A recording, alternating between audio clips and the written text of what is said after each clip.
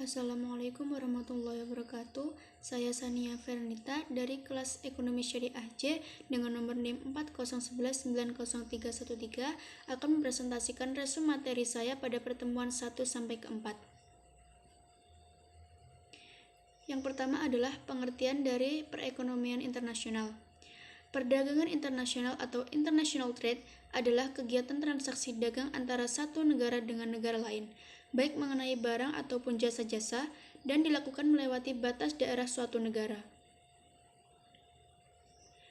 Perdagangan internasional sendiri memiliki manfaat antara lain meningkatkan cadangan valuta asing atau devisa negara. Yang kedua, dapat mencukupi kebutuhan akan barang-barang dan jasa yang tidak diproduksi di dalam negeri. Yang ketiga, menjalin kerjasama dan persahabatan antar negara. Yang keempat, menumbuhkan output di dalam negeri dan peningkatan pendapatan nasional. Yang kelima adalah mendorong semangat berprestasi dan bersaing. Yang keenam adalah menjaga stabilitas harga. Di dalam suatu perdagangan internasional, tentunya terdapat kebijakan untuk sebagai upaya antar negara agar tidak mengalami kerugian. Kebijakan perdagangan internasional sendiri antara lain adalah segala tindakan pemerintah atau negara, baik langsung maupun tidak langsung, untuk mempengaruhi komposisi, arah, serta bentuk perdagangan luar negeri atau kegiatan perdagangan. Tujuan dari perdagangan internasional yakni yang pertama, mengendalikan ekspor dan impor, yang kedua, meningkatkan pertumbuhan ekonomi, yang ketiga, menyehatkan neraca pembayaran, yang keempat, meningkatkan kesempatan kerja, dan yang kelima adalah melindungi industri dari sektor-sektor lain di dalam negeri. Selanjutnya adalah resume dari makalah kelompok pertama. Yang dibahas adalah teori modern dalam perdagangan internasional, antara lain teori proposisi, teori kesamaan harga faktor produksi, teori permintaan dan penawaran, teori kemungkinan produksi dan indifference, dan yang terakhir adalah teori overcurve or reciprocal demand. Yang pertama adalah penjelasan dari teori proposisi. Teori ini lebih menekankan keterkaitan antara perbedaan proporsi faktor-faktor produksi antar negara dan perbedaan proporsi penggunaannya dalam memproduksi barang-barang. Yang kedua adalah teori kesamaan harga faktor produksi. Teori ini menjelaskan bahwa setiap ketiadaan perpindahan faktor antar negara, barang bebas diperdagangkan akan menimbulkan reward real antar negara. Sehingga, melalui perdagangan barang secara bebas, pekerja dapat memperoleh upah real secara sama dan sewa kapital yang sama. Yang ketiga adalah teori permintaan dan penawaran, yakni perdagangan antar dua negara timbul karena adanya perbedaan di dalam permintaan dan penawaran. Permintaan ini berbeda, misalnya karena perbedaan pendapatan dan selera. Sedangkan perbedaan penawaran, misalnya dikarenakan perbedaan di dalam jumlah dan kualitas faktor-faktor produksi dan tingkat teknologi serta eksternalitas. Yang keempat adalah teori kemungkinan produksi dan indifference. Konsep dasarnya yaitu kita menghadapi sumber daya yang terbatas. Tidak semua barang dapat diproduksi menggunakan sumber daya yang ada. Untuk memaksimalkan penggunaan sumber daya, kita harus memilih produk apa yang harus kita hasilkan. Dan yang kelima adalah teori overcurve or reciprocal demand. Teori ini digambarkan sebagai kurva yang menunjukkan kesediaan suatu negara untuk menawarkan atau menukarkan suatu barang dengan barang lainnya pada berbagai kemungkinan harga. Kelebihan dari overcurve yaitu masing-masing negara akan memperoleh manfaat dari perdagangan internasional, yaitu mencapai tingkat kepuasan yang lebih tinggi. Selanjutnya adalah resume makalah kelompok 2, yakni meliputi yang pertama, kurva batas ketika biaya-biaya produksi meningkat. Yang kedua, tingkat transformasi marginal.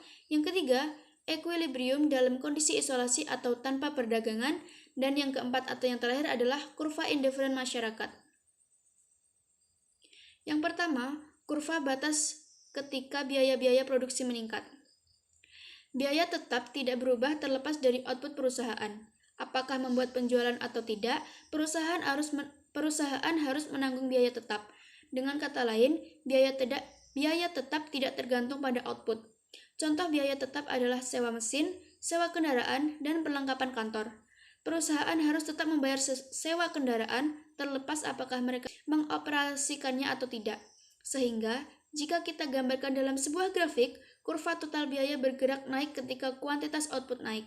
Ketika produksi sama dengan 0, nilainya juga akan sama dengan 0. Sebaliknya, karena tidak berubah, kurva total biaya tetap berbentuk garis horizontal. Ketika produksi sama dengan 0, perusahaan harus membayar biaya tetap sehingga nilainya tidak akan sama dengan 0. Yang kedua adalah tingkat transformasi marginal. Tingkat transformasi marginal adalah nilai absolut kemiringan dari PPF pada suatu titik. Kemiringan dari PPF menunjukkan jumlah unit barang Y yang harus dihilangkan untuk mendapatkan satu unit tambahan barang X dalam suatu ekonomi. Berikut adalah rumus dari MRT, yakni sama dengan DY per DX, di mana MRT adalah tingkat transformasi marginal X terhadap Y, sedangkan DY adalah derivatif output Y, dan DX adalah derivatif output X. Berikut adalah grafiknya. Selanjutnya adalah kurva indifferent masyarakat. Menurut Cash and Fire atau prinsip-prinsip ekonomi Cash and Fire, kurva indifference atau indifference curve adalah serangkaian titik-titik di mana setiap titik menggambarkan kombinasi barang X dan Y yang semuanya menghasilkan utilitas total yang sama. Setiap titik dari kurva indifference di atas memiliki tingkat kepuasan yang sama. Jadi, setiap kombinasi barang X dan Y memiliki tingkat kepuasan yang sama. Selanjutnya adalah equilibrium dalam kondisi isolasi atau tanpa perdagangan.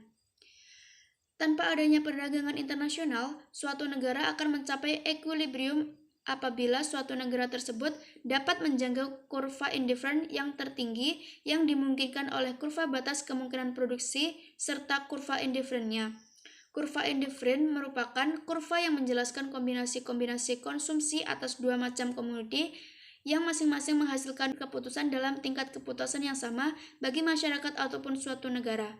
Semakin tinggi kurva, maka semakin tinggi pula tingkat kepuasan serta kesejahteraan yang dilambungkan.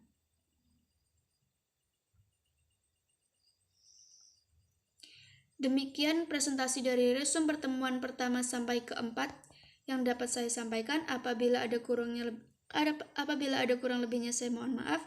Wassalamualaikum warahmatullahi wabarakatuh.